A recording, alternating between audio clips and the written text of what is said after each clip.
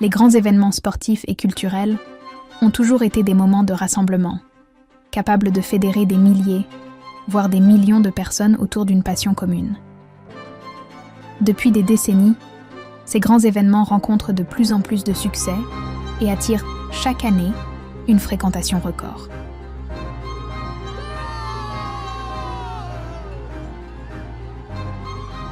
Pour la plupart, ces événements sont organisés sur des territoires de montagne aux écosystèmes fragiles. Malgré les initiatives des organisateurs, ces événements outdoor continuent d'avoir des impacts sur l'environnement.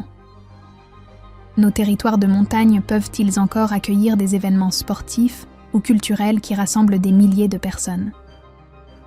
Le propre d'un événement, c'est de regrouper en un même lieu et en un même moment un certain nombre de personnes, souvent dans des lieux qui ne sont pas prévus pour. C'est-à-dire qu'on ne parle pas d'événements qui sont organisés dans des espaces urbains, dans des grandes parcs des expositions ou halles des sports ou grands stades, etc.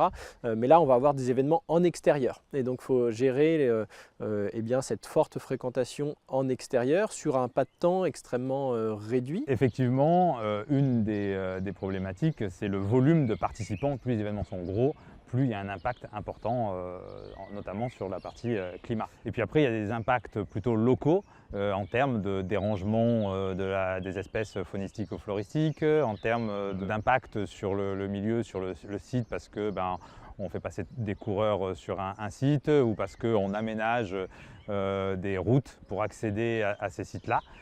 Donc on a un certain nombre d'impacts aussi sur le milieu. Organiser un événement n'est pas sans défi. Les organisateurs s'efforcent depuis des décennies de s'adapter. On œuvre depuis plus de 10 ans à réduire massivement nos déchets par la suppression du plastique, entre autres.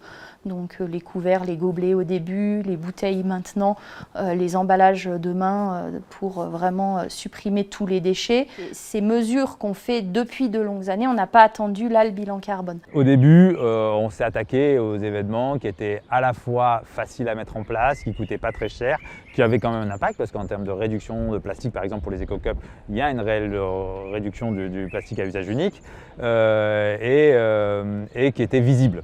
Une fois qu'on les a mis en place, on s'aperçoit que ça ne réduit qu'une toute petite partie de l'impact et que maintenant, il va falloir s'attaquer à des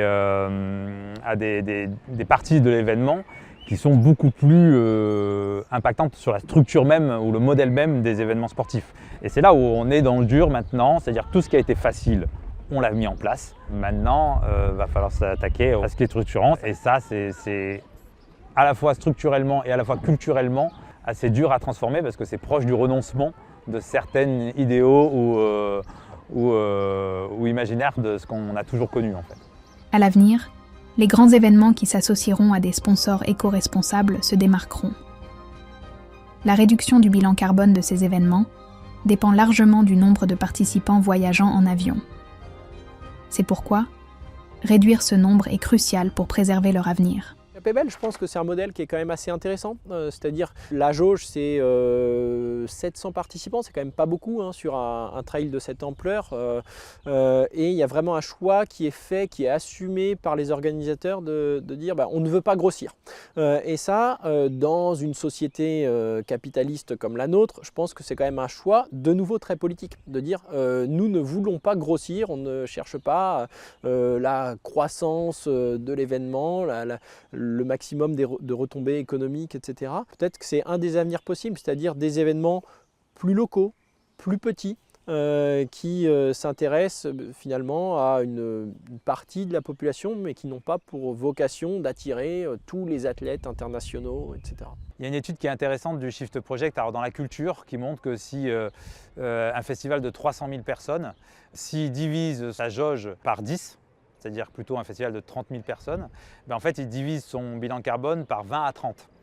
Donc en fait, il vaut mieux 10 petits événements de 10 000 plutôt qu'un gros de 300 000. C'est moins impactant et ça peut être une part de la solution. Il est vital aux organisateurs de réduire leur dépendance aux énergies fossiles afin d'assurer la pérennité de leur événement. Sont-ils prêts à sacrifier une part de leur rentabilité pour y parvenir ?